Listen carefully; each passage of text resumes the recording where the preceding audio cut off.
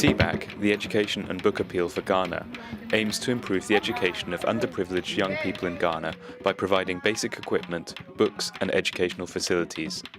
Its work is focused in and around the village of Mankoadze on the Ghanaian coast. The charity is based in the UK and run by founder Roger Gilman. Roger started the project 10 years ago after a chance encounter with children in the village. I'm a funeral director in South London. There's a big Ghanaian community in South London, and I tend to do their funerals. Some people brought back here for burial, and my first trip out here, 9 years ago, was to meet our business contacts. I was just doing a little bit of tourist stuff and stopped at this village just for a swim. I don't think the children had seen a white man on the beach at that point, so they were flooding around me, and that's how it started, really. It's a village of just over 2,000 people. It's a subsistence village. They get their incomes from fishing. And the problem with fishing in Mankoadze is that it's getting worse and worse and worse. The fish now are very, very small. The majority of the houses don't have water. They don't have electricity. Certainly a lot of the problem we're having is children not attending school. Maybe they didn't have the school fees. Sometimes it's a matter of the uniform. They can't attend school unless they've got a uniform. The children can only go to school if they have a uniform and they have shoes and a bag and some books. Our sponsorship of £15 per child pays for those things and also pays for extra things for the school.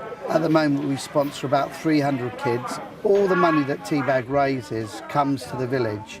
We don't take any money out for administration or anything. We try to tie up one person in England with one child here and try to get some two-way contact. So at least every year we try to photograph the child and send a little report back to the sponsor. We encourage the sponsors to send Christmas cards and birthday cards. It's about a real relationship trying to build up both ways. Why does a white man with no arms come to Africa? When I started on my journey with TEABAG, I was just a sponsor.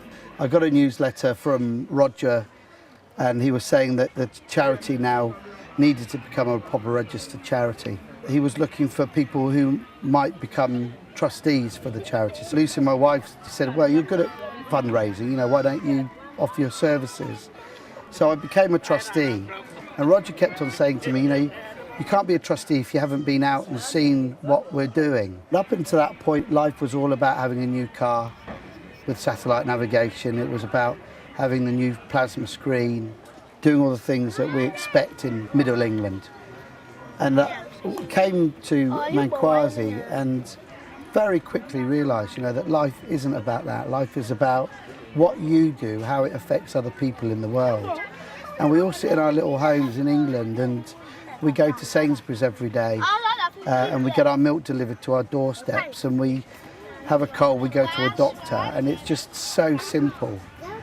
Kids over here and families over here, they have absolutely nothing, compared to us. So I think that it was a life-changing experience for me coming to Mankoadze and just seeing, that kids can be really happy, but they're very poor as well. And if we can make just a slight difference to the fact that they could have an education, I think that would be absolutely brilliant, and it would change their lives tremendously.